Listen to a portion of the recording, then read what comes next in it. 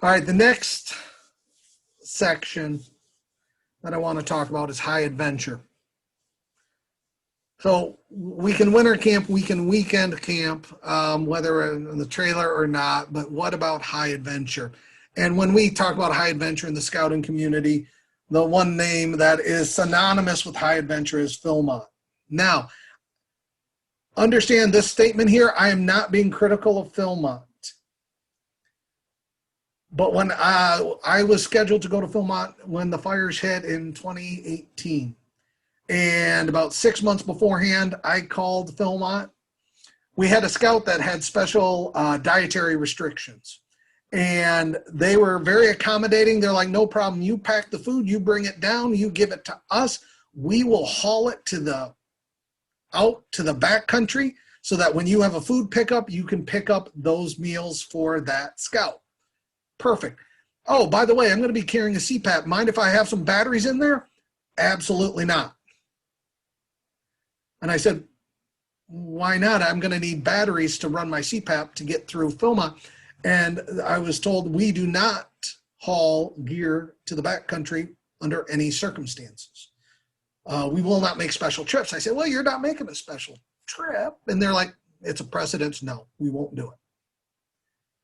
I was like, wow, that's okay. I understand that. I mean, they're hauling all that gear through some pretty treacherous terrain, and you're not wanting to do it lightly. So I'm like, well, how am I going to get through Philmont carrying a CPAP?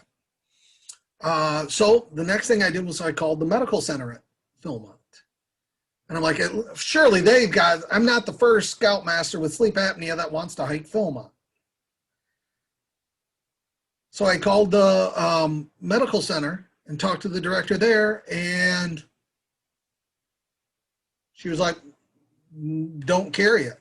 I was like, what? Oh, I have to carry it. I can't, I have to have a CPAP. And then she's like, then don't come. It was just, don't do it. And I'm like, well, that's not acceptable to me either. And so there was really no direction, no advice to figure this stuff out.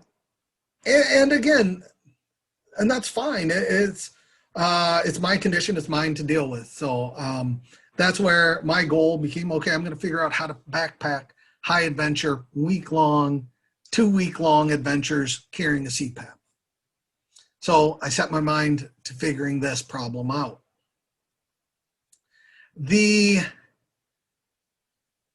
So the first thing we're going to need is a lightweight travel CPAP. Now, the one that I own is the Air Mini by ResMed.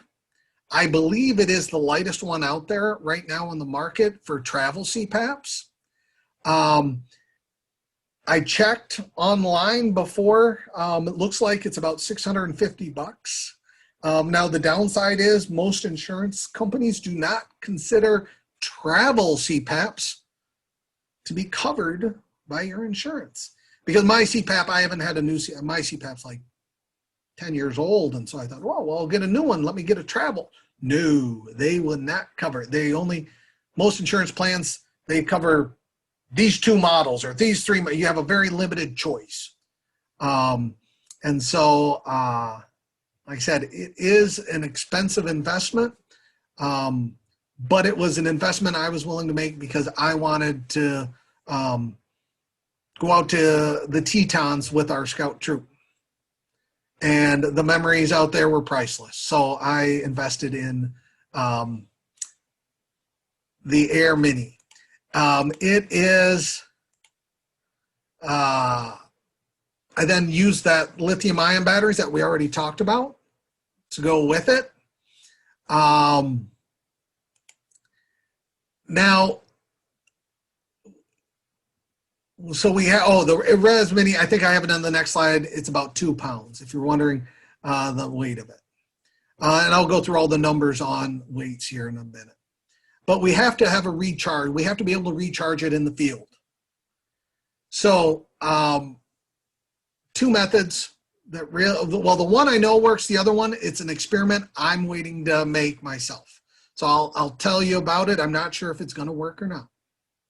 The first method is a portable solar panel to take with it. The second is the BioLite 2.0 stove. I want to see if this might work. I'm not sure on the second one, but so recharging methods, battery powered solutions. The company that makes the lithium ion battery that I have, they also sell this solar panel. They said in their literature that they can recharge a battery from 0 to 100% in 4 hours. That's actually pretty remarkable, I think. It's a 50-watt solar panel. It comes in at 2.9 pounds. You can see by the design, it's meant to fold up. The final size is 11.5 by 6.75 by 2.5 inches. So again, that's very compact. We can put that in a backpack. My plan was actually to hang it from my backpack as I hike. It's not going to be the most efficient, but if we think about it, that battery will last 3 days without being recharged. So if I'm hiking, even if I'm in some woods and into the clearings and out, and then if we take a break, I set it in the sun, get to camp, and then set it out in the sun, I'm going to get enough to replenish because I'm only using 20, 25%, 28%, depending on your settings, a night. I'm going to be gaining, I might gain that all back, but I'm going to keep extending the life of that battery out to 4, 5, 6, 7 days. If you have a layover day in Philmont, get that battery charged up. If you're on a high adventure canoe, oh my God, in a canoe with the sun, I don't think the battery would ever have a trouble keeping that charged if you're canoeing, as long as it's not raining. And then you got, again, you have a window. Now, the price on this is $300. And again, another pricey investment. I do not own this yet. Here's the thing. I have looked. Maybe there are, well, I can tell you there are cheaper 50 watt, but there are not cheaper 50 watts that are this size, that can be folded down this small. That's where I have struggled. I'm like, oh, there's a 50 watt charger solar panel. Oh, it's, much larger. It doesn't fold down. So I haven't found a better alternative. That's what I've been kind of waiting for. I haven't made this purchase yet. I'm trying to see if I can find a better alternative, maybe a little more affordable. But I was able to go to the Tetons on that trip using my 2 battery system because we had intermittent vehicle access where I could charge. So I didn't need to do remote charging in the backcountry. If and when our troop does, I will invest in this if I can't find a better alternative. But with this does make it realistic to take and camping.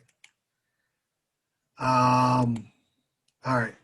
The BioLite 2.0 2 Plus stove. This is a camp stove. It will boil 1 liter of water in 4.5 minutes. It uses a thermal electric generator.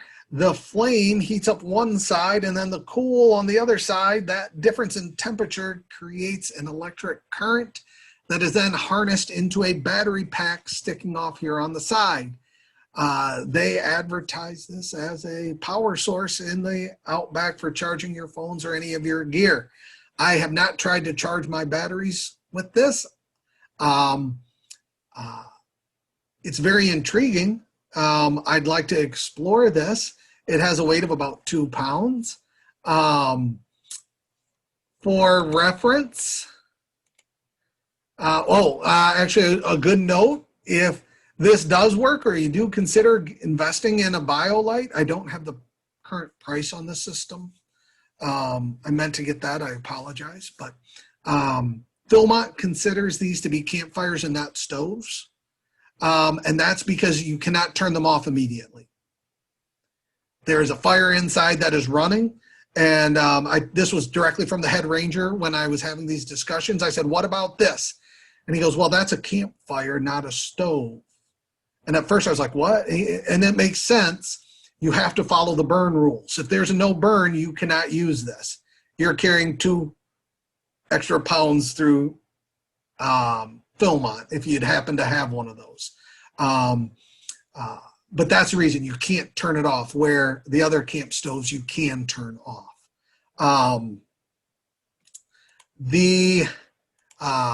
Now in comparison, the MSR Whisper Light with a filled bottle of fuel is coming in at about 1.84 pounds. So it's comparable in total weight, because the fuel you're going to get from your campsite, it just runs off the sticks.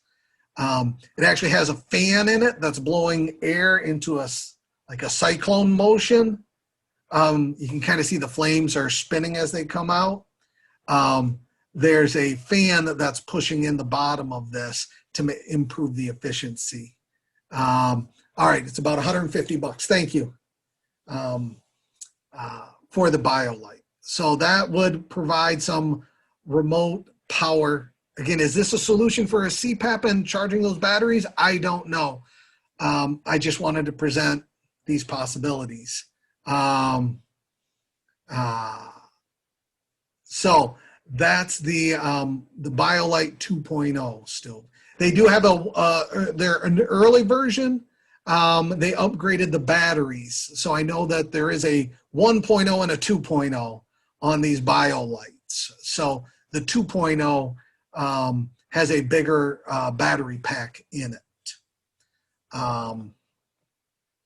Now,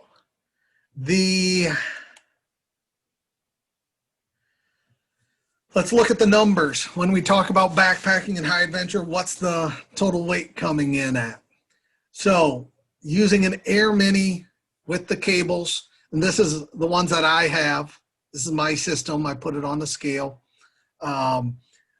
The Air Mini with cables, the Freedom battery plus the cables needed to run that battery pack, using a full face mask. And these are bulky.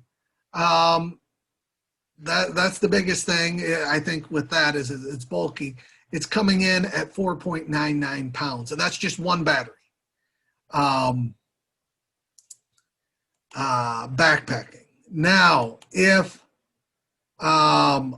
you can actually cut off about 1/4 pound if you're one who just uses the nasal mask. I'm trying to train myself to use a nasal mask. I've always used a full face mask, but I'm trying to get myself trained over. But that would shave about 1/4 pound.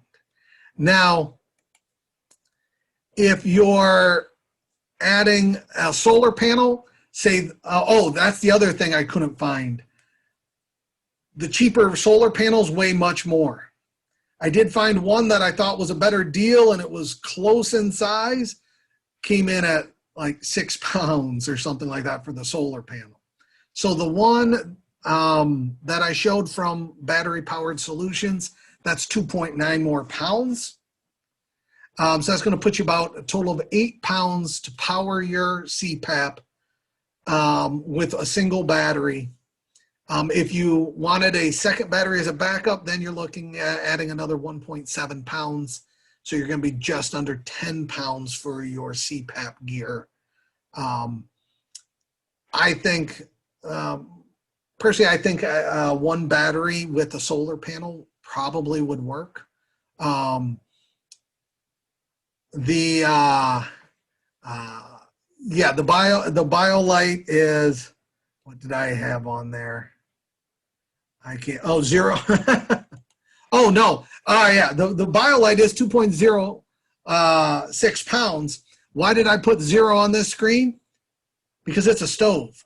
I'm cooking on it. If I'm backpacking and I'm using that to boil my water to make my trail food, I'm not taking that comparable weight in a Whisper Light plus a fuel bottle.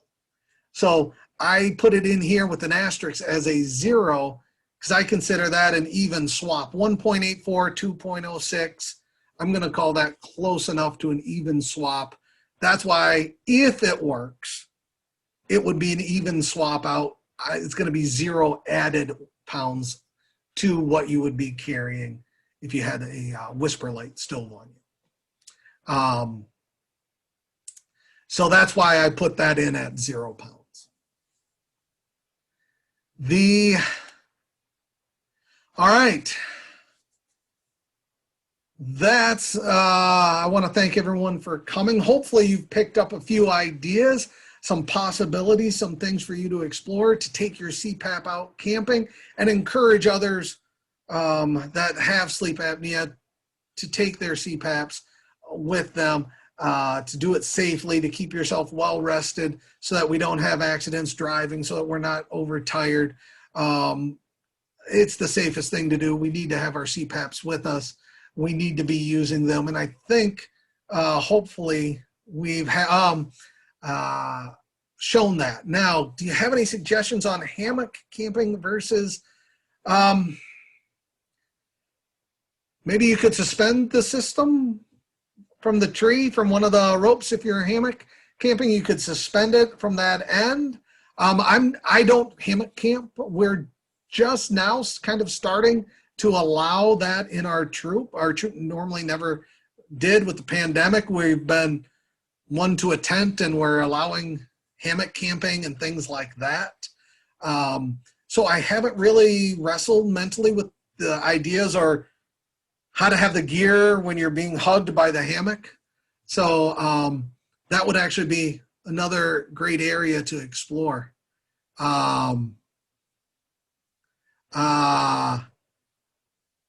What about battery power stations for CPAP? I think those you're talking about, maybe like the ones that can jump cars, things like that. I've never used those. I think it's going to be similar. Yeah, I don't have experience using those. And I did not speak at all about generators, because for me, a generator, they're noisy. You got to have, extra gasoline, and I don't do generators. So I didn't even speak about using small generators. With the noise and having the need to have gas cans along, I've just never done that for trailer camping.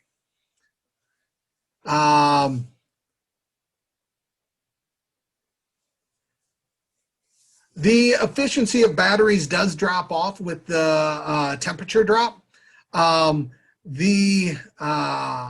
never had any problems using the Freedom ones.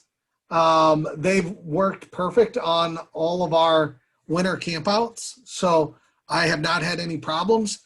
And again, if it's in the sleeping bag, it's going to be warmer. If the Omaha heater style works, that would keep it much warmer. Because this could actually fit right in the heater on top of your CPAP or next to the CPAP. So that would keep these at a warmer temperature. So I think there's ways to keep them warmer, but again, I've never had any problem using them for Klondike.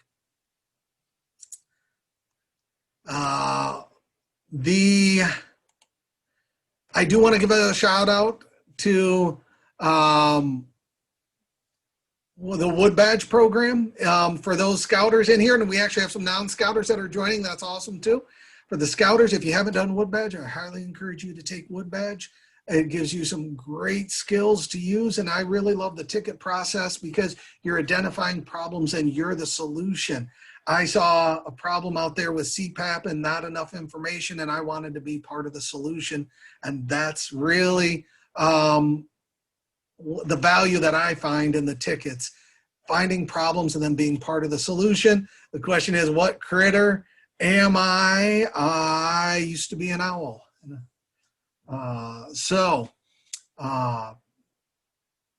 For those, like I said, those in the scouting program, if you haven't done Wood Badge, I do highly recommend being part of the Wood Badge course. I've been in scouting my whole life. And I just did it here a little over a year ago, the 100th anniversary. I did Wood Badge, and I learned a great deal, and the troops benefited. And you can tell that our troop leadership has a lot of Wood Badge trained people in it. So I definitely.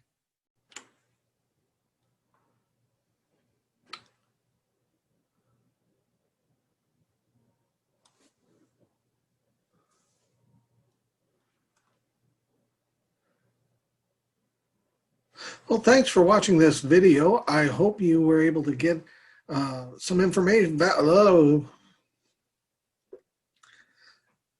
Thanks for watching this video. I hope you gained some insight into how to camp with your CPAP and enjoy the great outdoors and get a great night's sleep. If you want some more information, here's a couple things you can do. You can start by joining us over on Facebook. We created a community called the CPAP Camping Information Exchange, where we're trying to harness the collective knowledge of the CPAP camping community and share that with each other. Many of us have been trying to do this all on our own and with some success, but we're stronger together. So join us over at the CPAP Camping Information Exchange on Facebook. Now, there are a couple more videos you could watch. I've linked those over here. There's a playlist with our videos, so you can go there. And if you like this kind of content and some other variety of content, we're going to be creating a channel that you can subscribe to here. The How About This channel is going to be dedicated to country living product reviews, projects, some scouting tips and tricks, cooking on the campfire in the actual fire. Let's go back to some old school style cooking. So there's just going to be a variety there, and we're going to let the community kind of help direct which way that channel goes by their requests and feedback. So like the video, subscribe to the channel, join us over on Facebook. Thanks again.